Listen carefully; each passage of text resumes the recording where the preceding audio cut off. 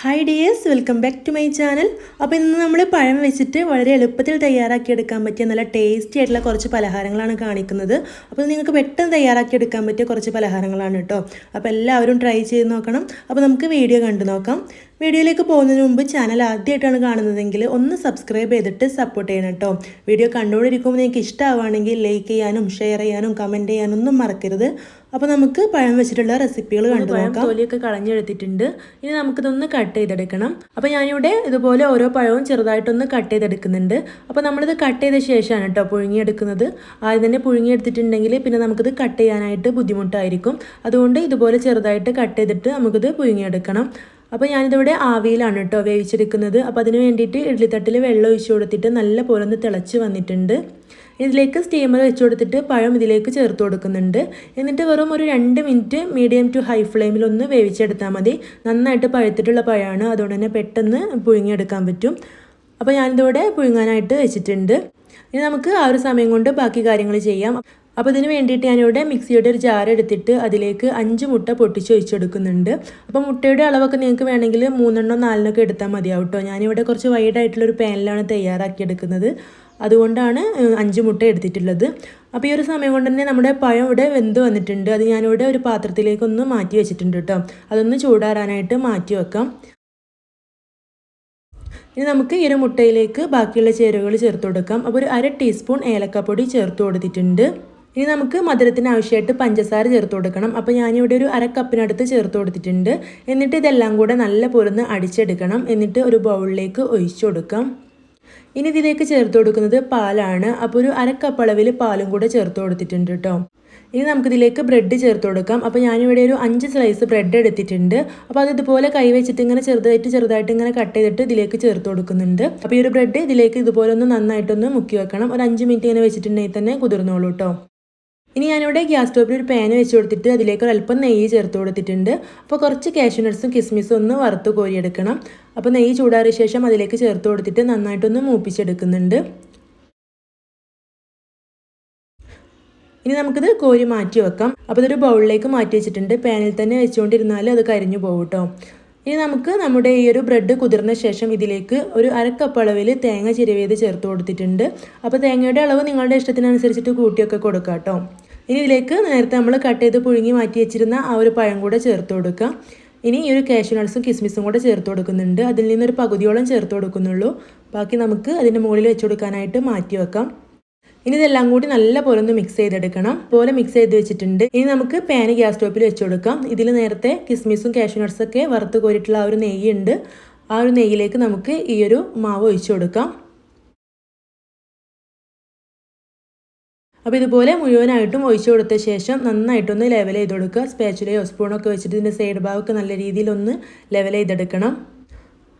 ഇനി നമുക്ക് flame law ഫ്ലെയിമിലാക്കി വെക്കണം. തീ കൂട്ടി വെക്കരുത് കേട്ടോ, അടിഭാഗം പെട്ടെന്ന് തന്നെ കരിഞ്ഞു പോകും. ഇനി നമുക്കിത് അടച്ച് വെച്ചിട്ട് ഒരു 20 മിനിറ്റ് ലോ ഫ്ലെയിമിൽ വേവിച്ചെടുക്കണം. അപ്പോൾ അതിന് മുമ്പായിട്ട് നമ്മൾ നേരത്തെ മാറ്റി വെച്ചിട്ടുള്ള ഈ ഒരു കാഷ്യൂ നട്ട്സും കിസ്മിസൊക്കെ ഇതിൻ്റെ മുകളിലായിട്ടൊന്ന് വെച്ച് കൊടുക്കുന്നുണ്ട്. ശേഷം ഇതിവിടെ അടച്ചു വെച്ചിട്ട് നമുക്ക് 20 മിനിറ്റ് വെയിറ്റ് ചെയ്യാം. ഇപ്പോൾ ഇവിടെ 20 മിനിറ്റ് ഒക്കെ കഴിഞ്ഞിട്ടുണ്ട്. അപ്പോൾ ഇത് തൊട്ട് നോക്കിയിട്ടുണ്ടെങ്കിൽ തന്നെ നമുക്ക് മനസ്സിലാവും. വേണമെന്നുണ്ടെങ്കിൽ സ്റ്റിക്ക് വെച്ചിട്ടൊന്ന് കുത്തി നോക്കും കൂടെ ചെയ്യാം കേട്ടോ. അപ്പോൾ ഇതിവിടെ റെഡി ആയിട്ടുണ്ട്. അപ്പോൾ ഇനി ഞാൻ വേറൊരു പാനിൽ ഒരല്പം നെയ്യ് ആക്കി കൊടുത്തിട്ട് അതിലേക്ക് ഇതൊന്ന് കമഴ്ത്തി വെച്ച് കൊടുത്തിട്ട് അതിൻ്റെ മുകൾ ഭാഗം ഒന്ന് മൊരിപ്പിച്ചെടുക്കുന്നുണ്ട്.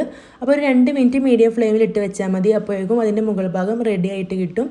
എന്നിട്ട് നമുക്കിതൊരു പ്ലേറ്റിലേക്ക് സെർവ് ചെയ്യാം. അപ്പോൾ ഇത്രേ പണിയുള്ളൂ. നല്ല ടേസ്റ്റി ആയിട്ടുള്ള ഒരു നേന്ത്രപ്പഴം പോള തയ്യാറാക്കിയിട്ടുണ്ട്. അപ്പോൾ പുഴുങ്ങിയ നേന്ത്രപ്പഴം വെച്ചിട്ട് ഇതുപോലെ തയ്യാറാക്കി നോക്കിയിട്ടില്ലെങ്കിൽ എന്തായാലും തയ്യാറാക്കി നോക്കണം കേട്ടോ. നല്ല ടേസ്റ്റിയാണ്.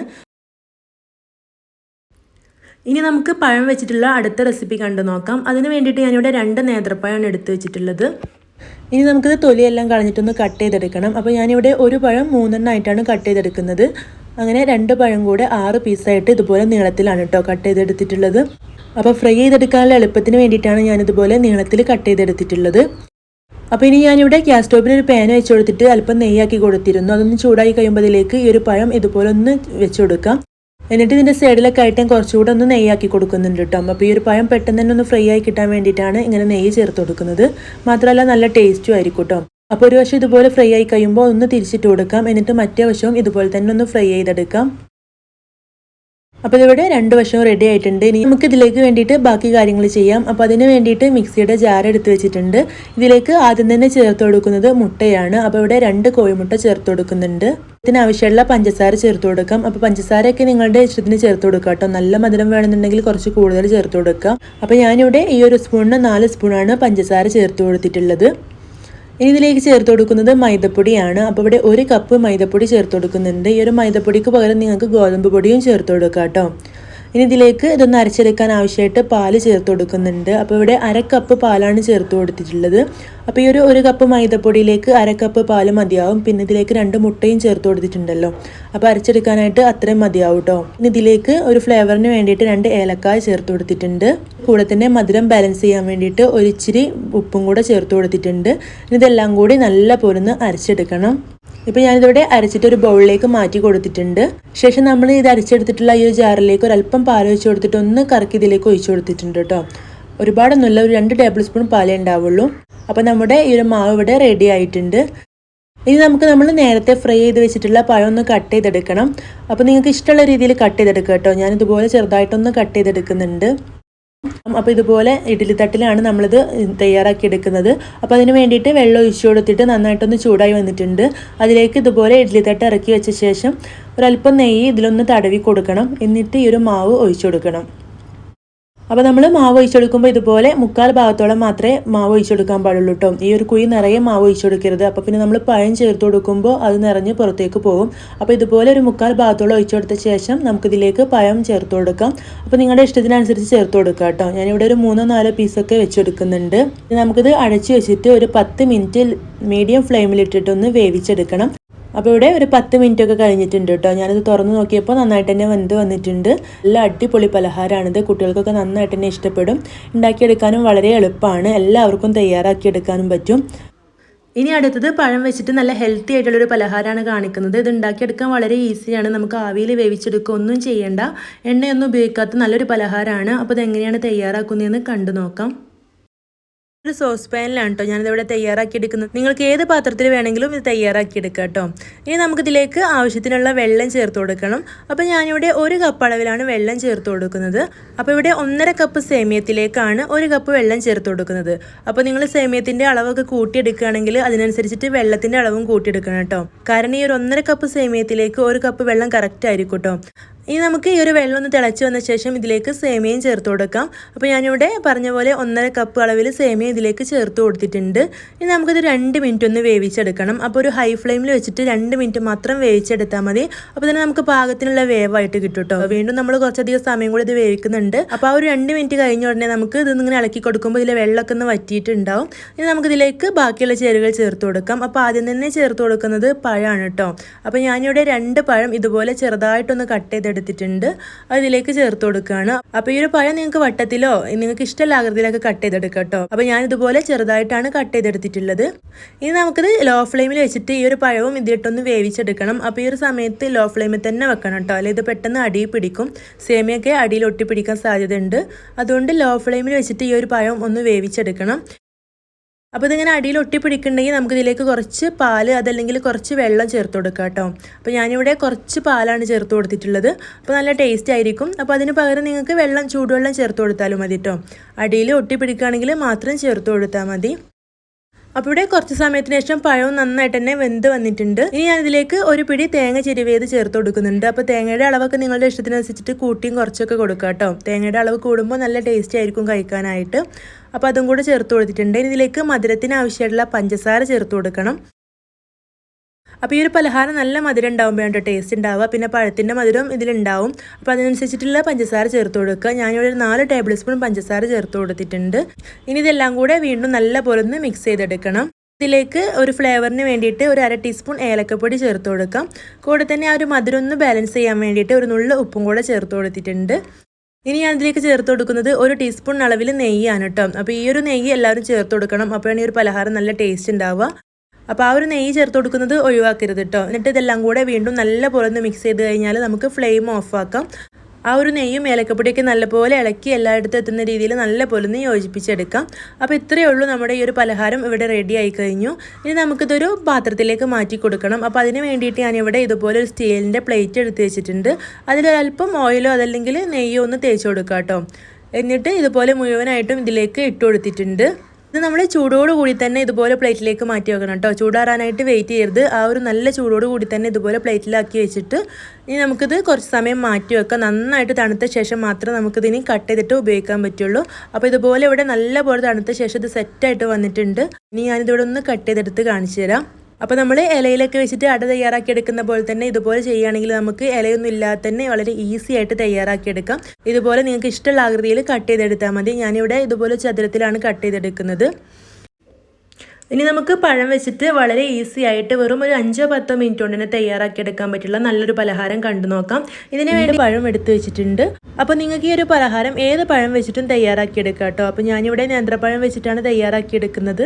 അപ്പോൾ ഇനി നമുക്കിതൊന്ന് തൊലിയെല്ലാം കളഞ്ഞിട്ട് കട്ട് ചെയ്തെടുക്കണം. അപ്പോൾ ഞാനിതിവിടെ കട്ട് ചെയ്തിട്ട് മിക്സിയിലേക്ക് ചേർത്ത് കൊടുക്കുന്നുണ്ട്.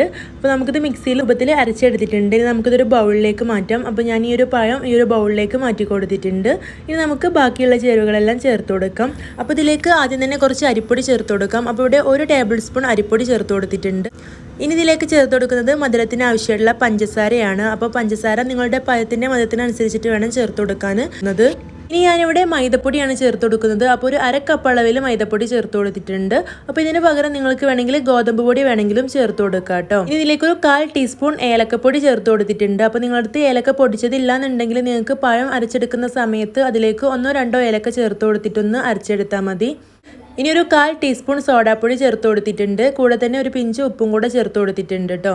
ഇനി ഇതെല്ലാം കൂടെ നല്ല പോലെ ഒന്ന് മിക്സ് ചെയ്തെടുക്കണം.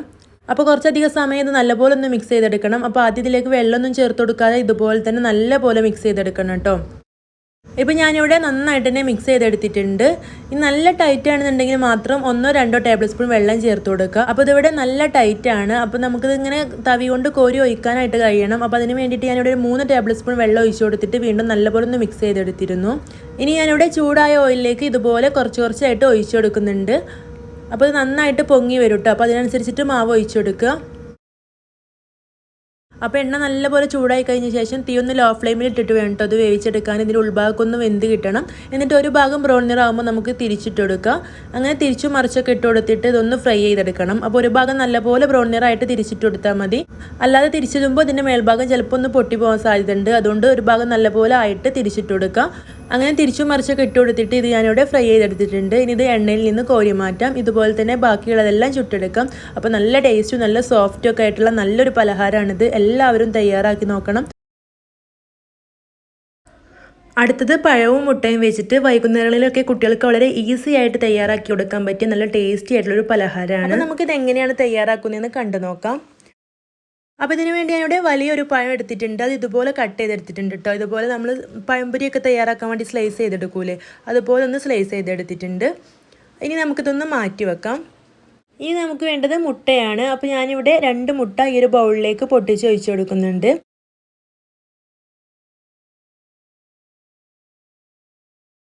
അപ്പോൾ ഇവിടെ 2 മുട്ട പൊട്ടിച്ച് വെച്ചിട്ടുണ്ട് കേട്ടോ. ഇനി നമുക്കിതിലേക്ക് ഏലക്കായപ്പൊടി ചേർക്കണം. അപ്പോൾ ഒരു 1/4 ടീസ്പൂൺ അളവിൽ ഏലക്കായപ്പൊടി ചേർത്ത് കൊടുത്തിട്ടുണ്ട്. അപ്പോൾ ഈ ഒരു ഏലക്കായപ്പൊടി ചേർക്കുന്നതിന് പകരം നിങ്ങൾക്ക് വേണമെങ്കിൽ വാനില എസൻസ് ഒരു 1/4 ടീസ്പൂൺ ചേർത്ത് കൊടുത്താലും മതി കേട്ടോ. അപ്പോൾ ഒരു ഫ്ലേവറിന് വേണ്ടിയിട്ട് ഇതിലേതെങ്കിലും ഒന്ന് ചേർത്ത് കൊടുക്കുക. ഇതിലേക്ക് മധുരത്തിന് ആവശ്യമായിട്ടുള്ള പഞ്ചസാര ചേർത്ത് കൊടുക്കണം. അപ്പോൾ നമ്മൾ പഴമൊക്കെ ചേർത്ത് തയ്യാറാക്കുന്നതുകൊണ്ട് തന്നെ ഒരു കുഴപ്പമില്ലാത്ത മധുരം ഉണ്ടാവും.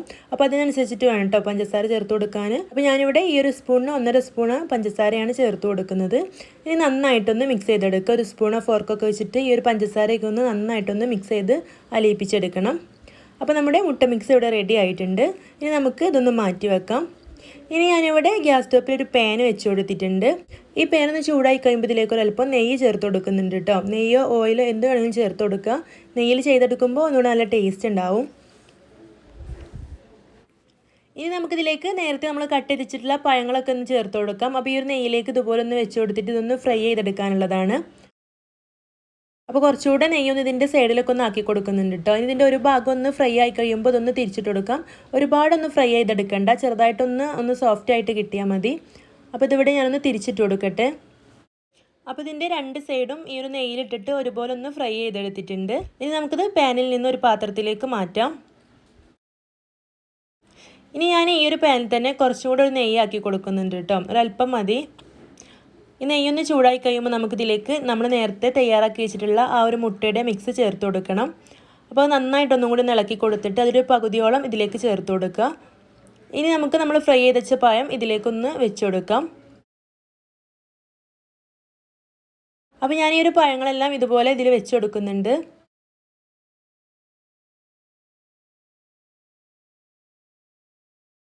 അപ്പോൾ മുഴുവൻ പഴങ്ങളും വെച്ച് കൊടുത്ത ശേഷം നമുക്ക് ബാക്കിയുള്ള മുട്ട കൂടി ഇതിൻ്റെ മുകളിലായിട്ടൊന്ന് ഒഴിച്ചു കൊടുക്കാം. അപ്പോൾ അത് ഞാനിവിടെ ഒഴിച്ച് കൊടുത്തിട്ടുണ്ട്. അപ്പോൾ നമുക്കിത് അടച്ച് വെച്ചിട്ട് ഒരു 2-3 മിനിറ്റ് നേരം ഒന്ന് ലോ ഫ്ലെയിമിൽ ഇട്ടിട്ടൊന്ന് വേവിച്ചെടുക്കണം. ഇപ്പോൾ ഇവിടെ ഒരു 3 മിനിറ്റ് ഒക്കെ കഴിഞ്ഞിട്ടുണ്ട് കേട്ടോ. നമുക്ക് തുറന്ന് നോക്കാം. ഇതിൻ്റെ മുകൾ ഭാഗം ഒന്ന് കുക്കായി വന്നിട്ടുണ്ട്. നമുക്കിതൊന്നുകൂടെ ഒന്ന് തിരിച്ചിട്ട് കൊടുക്കാം. അപ്പോൾ ഇതിവിടെ തിരിച്ചിട്ട് കൊടുത്തിട്ടുണ്ട്. ഇനി ഈ ഭാഗം കൂടെ ഒന്ന് ഫ്രൈ ആയി കിട്ടിയാൽ നമുക്കിത് പാനിൽ നിന്ന് മാറ്റാം. അപ്പോൾ ഞാനിവിടെ ഒരു പ്ലേറ്റിലേക്ക് മാറ്റിയിട്ടുണ്ട്. ഇനി നമുക്കിത് ഇഷ്ടമുള്ള ആകൃതിയിൽ കട്ട് ചെയ്തിട്ട് കുട്ടികൾക്ക് സെർവ് ചെയ്യാം. അപ്പോൾ ഞാനിവിടെ കട്ട് ചെയ്തെടുത്തിട്ടുണ്ട്. അപ്പോൾ നമുക്ക് വളരെ ഈസി ആയിട്ട് മക്കളൊക്കെ എന്തെങ്കിലും പലഹാരമൊക്കെ ചോദിക്കുന്ന സമയത്ത് വളരെ വേഗത്തിൽ തയ്യാറാക്കി കൊടുക്കാൻ പറ്റും. അപ്പോൾ നിങ്ങൾക്ക് ഈ ഒരു റെസിപ്പി ഇഷ്ടമായിട്ടുണ്ടെങ്കിൽ മറക്കാതെ ലൈക്ക് ചെയ്യണം. ചാനൽ സബ്സ്ക്രൈബ് ചെയ്യാതെയാണ് കാണുന്നതെങ്കിൽ ഒന്ന് സബ്സ്ക്രൈബ് ചെയ്തിട്ട് സപ്പോർട്ട് ചെയ്യണം കേട്ടോ. ഇനി അടുത്ത നല്ല നല്ല വീഡിയോസായിട്ട് നമുക്ക് വീണ്ടും കാണാം. താങ്ക്